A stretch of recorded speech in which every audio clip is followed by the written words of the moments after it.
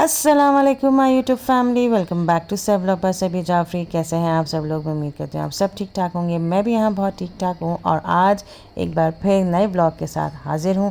और आज इस ब्लॉग में मैं आप लोगों के साथ शेयर कर रही हूँ अपना डेली रूटीन ड्यूरिंग रमज़ान में मेरा क्या रूटीन होता है। और वैसे अमूमन रोज़ाना का भी रूटीन यही होता है। रमज़ान के अलावा बाकी महीनों में भी मेरा यही रूटीन होता है।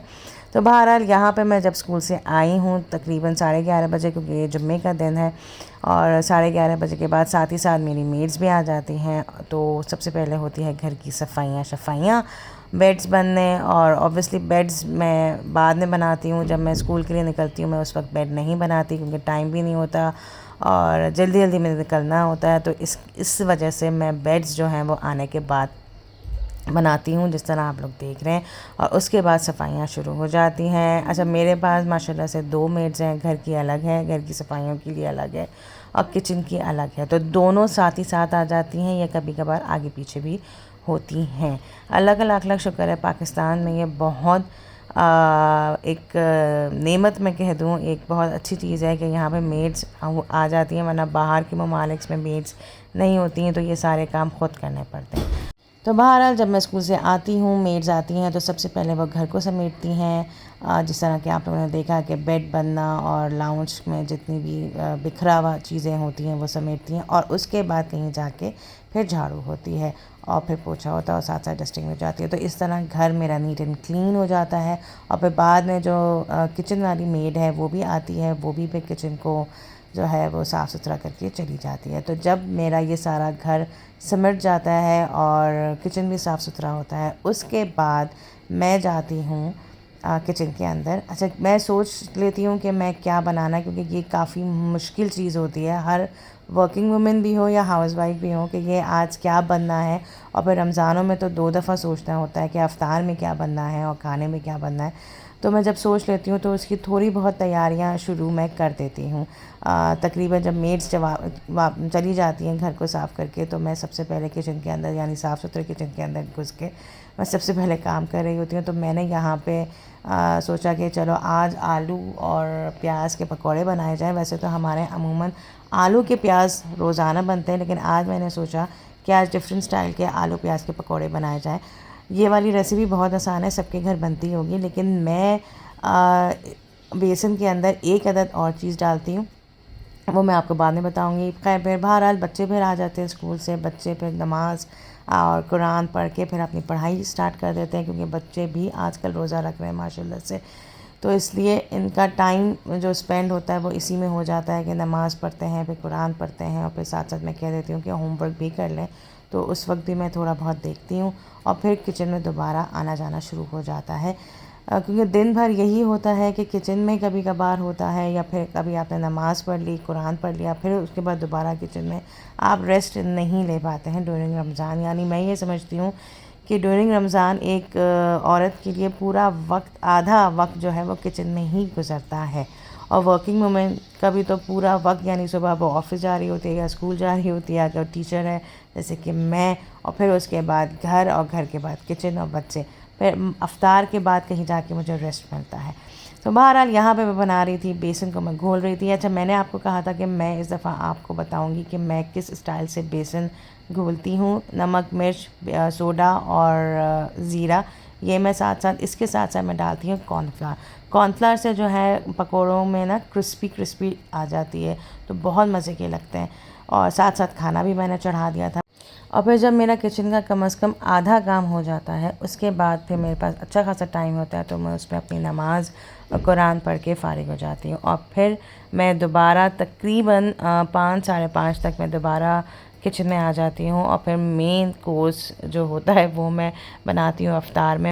और आज मैं अफ्तार में बना रही हूँ अंडे वाला बर्गर, या आप समझें बन कबाब नॉर्मल लैंग्वेज में जो होता है। यानी मैं जो इस बर्गर को कहती हूँ बन कबाब, या पंजाब में कहते हैं अंडे वाला बर्गर।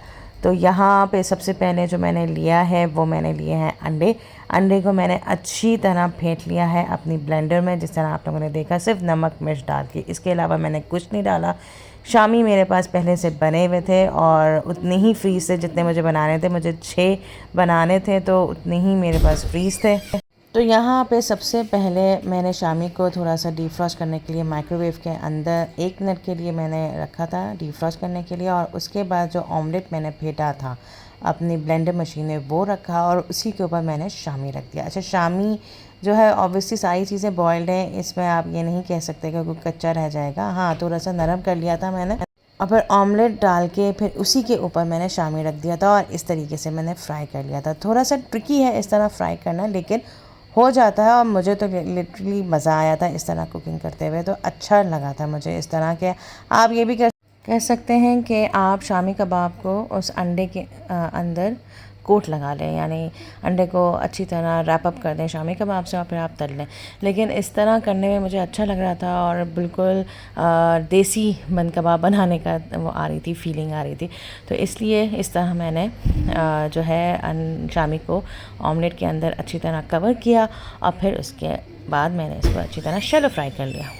और आज जो मैंने आप लोगों से बात शेयर करनी है, जो अच्छी बात आप कह दें या गुड टॉक कह लें, वो है कि आप जितना दोगे या जितना भी अल्लाह की राह में देंगे उतना ही डबल पाओगे। यानी अगर एग्ज़ाम्पल मैं आपको बता रही हूँ, अगर आप 10 रुपये देंगे ना तो लिटरली आप 20 रुपये वापस पाएंगे।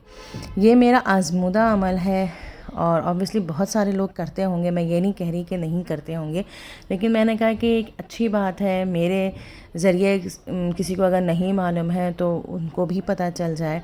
यानी आप अल्लाह की राह में या आप किसी भी इंसान को जो ज़रूरतमंद हो, या आप ये कह लें कि भाई आपको तनख्वाह मिले और आप तनख्वाह में से तकरीबन 10% या 20% दे दें, तो उसका आपको डबल अमाउंट ही मिलेगी। तो बहरहाल ये जो भी मैंने सीखा है वो अपने पेरेंट्स से सीखा है। हर अच्छी चीज़ जो है औलाद अपने माँ बाप से ही सीखती है। तो मैंने ये जब किया, अपने ज़िंदगी में पहली तनख्वाह ली, तो उस तनख्वाह में से 10% मैंने किसी को दिया, तो यकीन करें मुझे उसका डबल ही मिला है मुनाफा। यहाँ पे मैं तैयारी करी हूँ प्याज आलू के पकौड़े बनाने का। अच्छा, आलू के जैसे कि मैंने आपको कहा कि नॉर्मल आलू के तो बनते ही हैं हमारे यहाँ पकौड़े, तो मैंने इससे सफ़ा सोचा कि चलो प्याज की भी डाल दूँ। तो बारीक बारीक मैंने प्याज कर ली थी और आलू भी बारीक बारीक कर लिए थे, और जो मैंने बेसन फेंटा हुआ था उसके अंदर मैंने डाल दिया, और अब साथ साथ मैंने चाट मसाला भी डाल दिया था। और फिर मैंने चम्मच की मदद से, मैं हमेशा डालती हूँ, लोग जो एक्सपर्ट लोग होते हैं वो ऑब्वियसली अपने हाथों से डालते हैं, लेकिन मैं जो हूँ चम्मच या चमची की मदद से पकौड़े कढ़ाई में डालती हूँ, और इस तरीके से पकौड़े मेरे तैयार हो गए थे। और तो इस तरीके से मैंने यहाँ पे पकौड़े तल लिए थे, और उसके बाद मैंने जो तैयारी की वो मैंने की अपने अंडे वाले बंद कबाब की। अंडे वाले बंद कबाब में यानी बर्गर, वो सॉरी पैटी यानी शामी और अंडे के अलावा यहाँ पे मैंने कुछ वेजिटेबल्स काटी थी जो कि मेरी फ़ेवरेट थी। यहाँ जो फ़ेवरेट थी वो थी खीरा और टमाटर। आप इसके अलावा जो आपकी फ़ेवरेट वेजिटेबल है वो डाल सकते हैं, जैसे बंद गोभी आप डाल सकती हैं, आप सलाद का पत्ता डाल सकती हैं, प्याज डाल सकती हैं। मैंने प्याज नहीं डाली थी, मैंने प्याज बहुत ही थोड़ी सी डाली थी, क्योंकि मुझे कभी भी बंद कबाब में प्याज पसंद नहीं होती। लेकिन जिसको पसंद है वो ज़्यादा मिकदार में भी डाल सकते हैं, लेकिन मुझे प्याज इतनी पसंद नहीं है, तो मैंने बहुत कम क्वांटिटी में प्याज डाली थी। फिर उसके बाद यहाँ पे मेरे पास रेडीमेड हरी चटनी थी।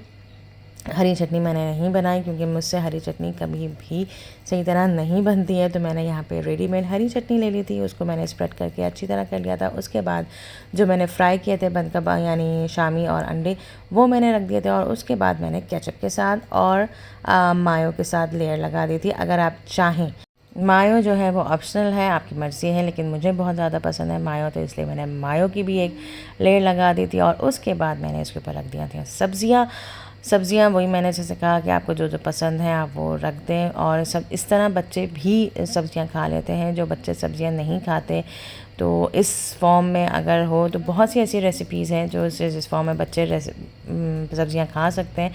लेकिन मैंने कहा चलो इस फॉर्म में मैं बच्चों को सब्ज़ियाँ खिलाऊँ, ताकि बच्चे भी सब्ज़ियाँ खाने के आदी हों, वरना हर तरीके से बच्चों को सब्ज़ियाँ खिलाओ तो वो हमेशा मना ही कर देते हैं।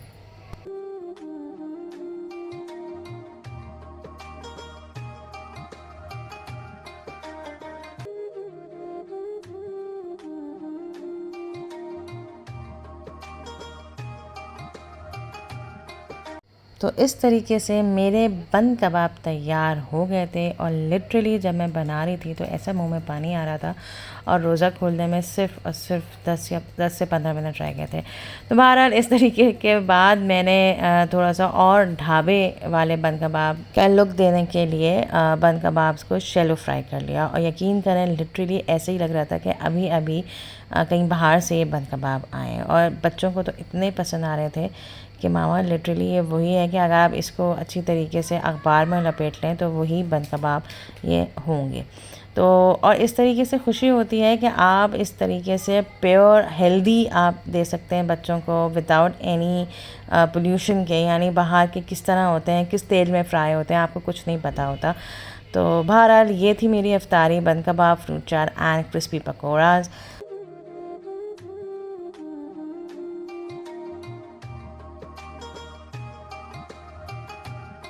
और आखिर में हमारे यहाँ बनता है रूह अफ़ज़ा, जिसके अंदर मैंने थोड़ा सा लेमन जूस डाला और उसके बाद इसका टेस्ट ही अलग हो जाता है। तो ये थी मेरी आज की अफ्तारी। आई होप आपको मेरी अफ्तारी भी पसंद आई होगी और आज का व्लॉग भी पसंद आया होगा। और ये था मेरा रूटीन नॉर्मल जो हर एक हाउसवाइफ का होता है या वर्किंग वुमेन का होता है। तो आई होप कि आपको मेरा ये व्लॉग पसंद आया होगा। So please do subscribe my channel, hit the bell icon and like and share it. और इसके बाद अमूमन यही होता है कि रोज़ा खोलने के बाद जो है सारी की सारी टेबल को हम क्लियर करते हैं। फूड स्ट्रीट के लग रहे हैं आपको बंद कबाब? चाहिए तो I'm asking something. I'm asking something. जी हसन साहब, अब बाहर से आप कुछ पूछ रहे हैं। जी हसन साहब, आपको कैसा लगा बंद कबाब? अच्छा दादा एक बार स्पून लाना। अच्छा है या नहीं? नहीं है। और आपको आलू के पकौड़े कैसे लगेंगे? आलू के पकौड़े और प्याज के पकौड़े हैं? आलू के पकौड़े और प्याज के। आलू और प्याज के पकौड़े हैं। अभी नहीं, आपने व्हाइट सॉस डाली है इसमें? Nice, very nice. आपने वो व्हाइट सॉस डाली है इसमें? नहीं। तो ये था मेरा आज का व्लॉग, बहुत सिंपल सी रूटीन थी मेरी फ्रॉम मॉर्निंग टू अफ्तार। आई होप आपको पसंद आया होगा। So please do subscribe my channel, hit the bell icon and like and share it. दुआ में याद रखिएगा और इंशाल्लाह बहुत जल्द आपसे नेक्स्ट व्लॉग में हाजिर होती हूँ। टिल देन अल्लाह हाफ़िज़।